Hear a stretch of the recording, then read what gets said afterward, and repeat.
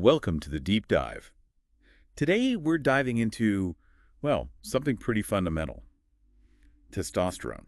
Yeah, it's a key hormone for everyone, really. Exactly. And we've gone through parts of a book called Testosterone Boost Your Levels Naturally. Mm. Our goal here is to pull out the really important stuff for you, how it works, and crucially, how you might be able to, influence your levels naturally. Right, think of it like a shortcut. We want to give you the core info from the book without getting totally bogged down in the weeds. So what it does, why optimal levels are good, signs of low levels, and those natural strategies. That's the mission. Precisely. All based on what's in these excerpts. Okay, so let's start at the beginning. The book stresses just how basic testosterone is, especially for men. And get this, production actually starts super early. Yeah, like less than 10 weeks after conception for males. It's kind of amazing. Isn't it? And then there's this typical life cycle it talks about. A peak in the late teens, Uh-huh. then it kind of levels off around 30, and after that there's a slow, gradual decline. And the book makes a really interesting point about optimal versus inadequate levels. It introduces the term hypogonadism. Right, that's the medical term for low T. Exactly. But the key thing the book emphasizes is that it's often reversible naturally, which is, what we're focusing on. That's the hopeful part. Yeah. And it also clarifies that medical therapy, that's usually for diagnosed low levels, not for boosting levels that are already in the normal range. Good distinction. Okay, so how does it actually affect it? The book starts with the endocrine system. Right. The body's hormone network. It describes this axis: hypothalamus, pituitary gland, and then the testes, or ovaries and adrenal glands in women. It's like a command chain, right? The brain signals the pituitary. Which then sends, as the book puts it, messages down to the testes, like a little hormonal text chain. Huh, I like that. And the adrenal glands chip in a bit, too. Yep, trace amounts in both sexes. And ovaries in women, of course. But think about this. That early testosterone burst in males, that's what shapes the male genitalia in the womb. And then comes puberty, deepening voice, hair growth, muscle mass, that shift in sexual interest. That's all testosterone kicking into high gear. It really does a lot. Yeah. So focusing on the reproductive system next. Yeah. The book talks about growth during puberty. Yeah, the growth of the penis and testes, and importantly, the start of sperm production. It's basically the signal for reproductive maturity in males. And if levels are low, what kind of issues does the book mention? Well, it talks about potential sexual performance problems. The book calls it a wimpy baton of love, which is memorable. Definitely memorable. And that links to reduced virility, potentially.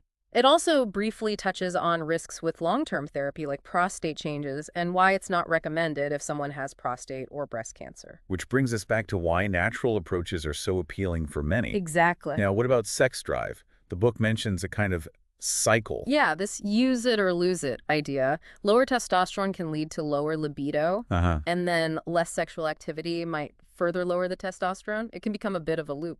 A frustrating loop, I imagine. For sure. But interestingly, the book suggests you can kind of consciously break that cycle. How so? By, willing yourself, as it puts it, to have regular sex, even if the drive isn't initially strong. The idea is that the activity itself can help nudge T levels back up. So taking action can actually shift the biology. Interesting. Okay. Shifting focus slightly, the central nervous system. Right. How does testosterone play in there? Well, it connects back to the brain, the hypothalamus and pituitary control, right? Yeah. But testosterone itself can influence behaviors, things like dominance, competitiveness. Self-esteem, too, it mentioned. Yeah, self-esteem. And on the flip side, if levels are chronically low, the book links that to potential issues like poor sleep, feeling mentally sluggish, even depression or difficulty concentrating. That brain fog feeling. Right. But crucially, the book is careful to say testosterone isn't the only thing affecting mood or cognition. It's just one piece of a very complex puzzle. Absolutely. Good reminder. Now let's talk looks, how we appear. Okay. So for men, facial and body hair growth during puberty, that's a big one driven by testosterone. And muscle mass. Definitely. It plays a huge role in building muscle and also influences metabolism. That difference between a leaner look versus maybe a flabbier one. How does it do that, the muscle part? It boosts protein synthesis. Basically, it helps your body use protein to build and repair muscle tissue more effectively. Got it. And that relates to bone health too, right? It does. The book links testosterone to red blood cell production, which happens in the bone marrow, and also to maintaining bone density. So low T could mean weaker bones. Yeah, an increased risk of osteoporosis, which isn't just a concern for women. Men need to think about it too if their levels are low. Right. And finally, under how it affects us, the book just mentions blood tests are how levels are measured because it circulates in the blood. And it takes a bit of a cautious stance on direct links to cholesterol or blood pressure, saying the evidence is kind of mixed or inconclusive. So focus on the natural stuff if those are concerns. Okay, so we've got a good picture of what testosterone does.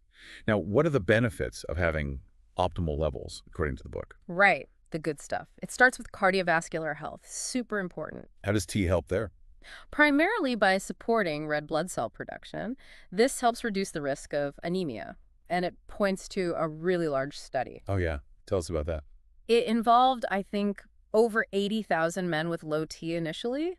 When their levels were normalized through therapy, they saw pretty significant drops in heart attack and stroke risk. Wow, that's substantial. It is, though the book does acknowledge some older studies had mixed results, so it's an area where understanding is still developing. Science in action. Okay, what else? Lean mass. Yes, building muscle and burning fat.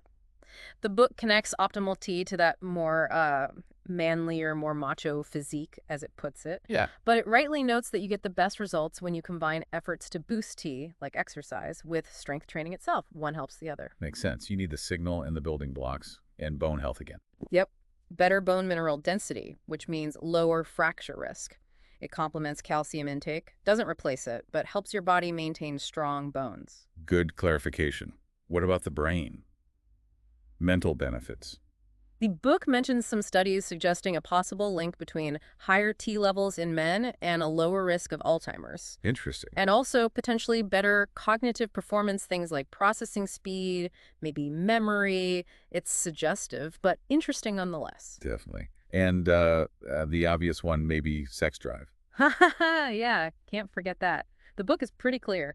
Higher T generally means higher libido and more frequent sexual activity. And that ties into confidence. Seems so. It connects it to feeling more self-confident, maybe feeling more attractive, which, probably doesn't hurt in the bedroom. Probably not. Okay. And finally, mood. Right. Sufficient T levels are associated with lower risks of irritability, fatigue, and depression. Just generally feeling more, stable and positive. Okay, lots of potential upsides. But what if things are going the other way? What are the symptoms of low testosterone?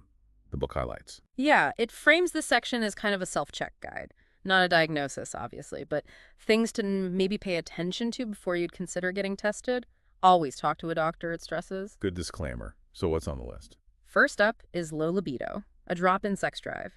It says this is significant for both men and women, although maybe less primary for women. Okay. And then there was that memorable phrase again. The wimpy cock.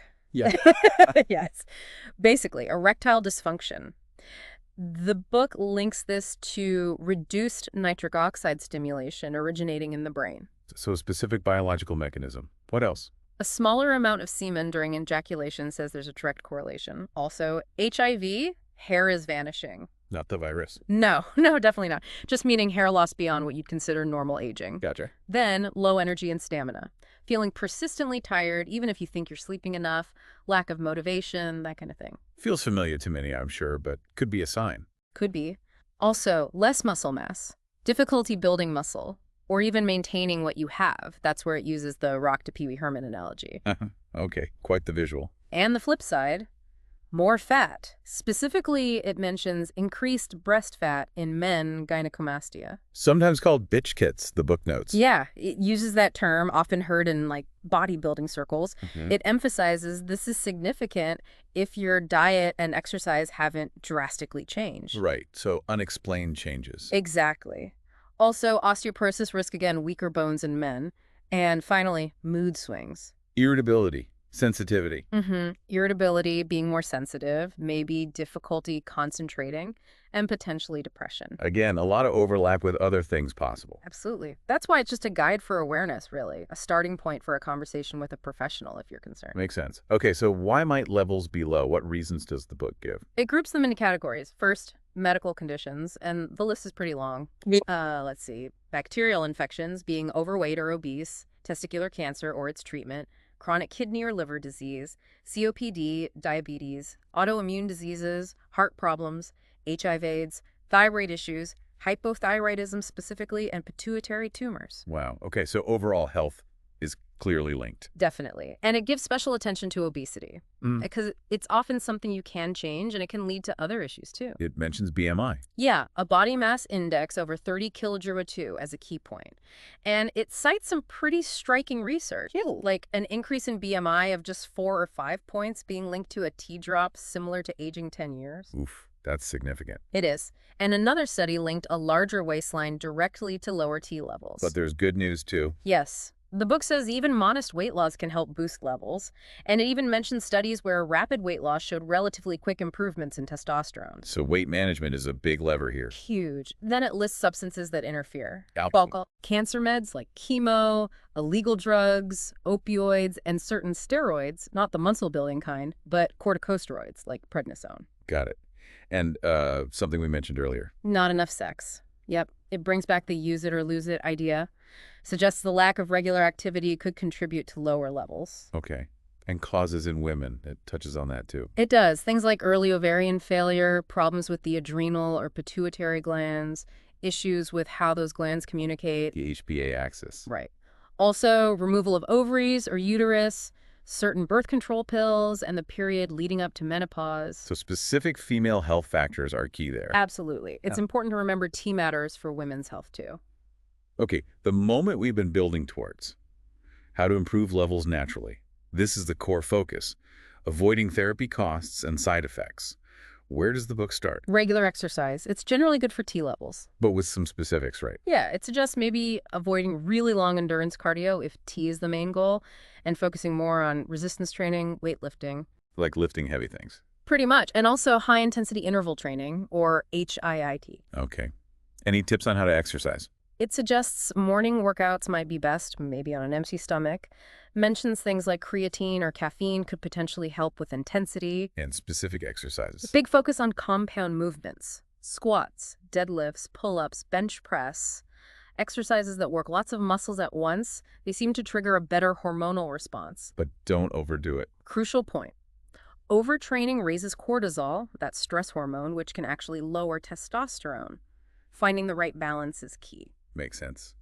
Next up, diet. Eat wisely. Yeah, a huge connection here. It stresses getting enough total calories daily, sufficient protein for muscle, And carbs. complex carbs, especially around workouts, for energy and recovery. The big message is whole foods over processed foods. Like avoid the junk food aisle. Ideally, yeah. Cut way back or eliminate processed stuff. It lists good things like nuts, fatty fish, eggs, avocados, leafy greens. And things to avoid. Fast food, donuts, candy, sugary drinks, alcohol. Pretty standard healthy eating advice, but framed for supporting testosterone. Got it. Then stress management. Chillax. Yeah. It explains the cortisol connection. Again, stress goes up, cortisol goes up, testosterone can go down. Like a seesaw. And stress eating doesn't help either, right? Nope. That adds to the weight issue, which we know affects T. So the book suggests practical things. Choose your battles. Don't sweat everything. Take breaks. Definitely. Respect your downtime like weekends and mindfulness meditation. Just 10, 20 minutes a day, focusing on the present moment. Simple, but maybe effective. Yeah, Okay, vitamin D. Here comes the sun. right. Sunlight is the best natural source.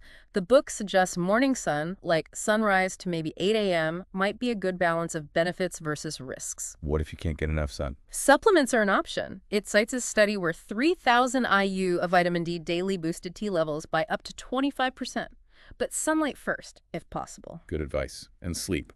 REST. So important. Both quantity and quality matter. The book says 8 hours isn't magic for everyone. So how do you know how much you need? Suggests keeping a sleep journal for a week or so. Track when you sleep, how you feel. You'll likely find your sweet spot. And not getting enough sleep is bad for T. Definitely. It mentions studies showing like a 15% drop with only 5 hours a night and near borderline deficiency with just 4 hours. Yikes. But getting enough helps. Potentially, yes.